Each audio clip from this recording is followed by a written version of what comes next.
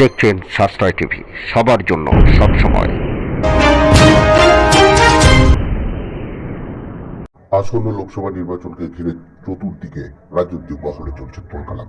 এই নির্বাচন যতই সামনের দিকে এগিয়ে আসছে, কম বেশি ঝামেলা লেগেই রয়েছে। এই রাজনৈতিক প্রতিহিংসায় ক্ষতিগ্রস্ত সাধারণ মানুষ বলেই উল্লেখ। যেমন আজ হঠাৎই রামনবমীর শোভাযাত্রায় দুষ্কৃতী হামলার ঘটনাটি ঘটল মুর্শিদাবাদ জেলার শক্তিপুর থানা এলাকায়। বুধবার বিকেল নাগাদ ঘটনাটি ঘটেছে বলে উল্লেখ।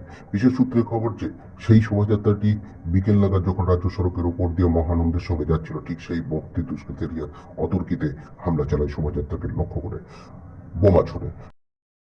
সূত্রের আরো খবর যে দুষ্কৃতীদের ছোড়া বোমায় আহত হয়েছেন প্রায় 10 জন।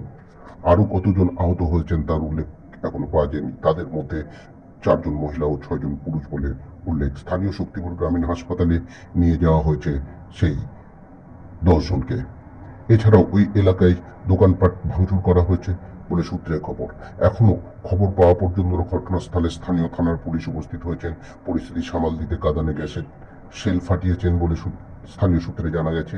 ঘটনাটির তদন্ত শুরু করেছে পুলিশ। ঠিক কী কারণে এই পরিস্থিতি ঘটল তার জবাবদিহি করতে হবে বলে দাবি ওই শোভাযাত্রার প্রতিনিধিদের।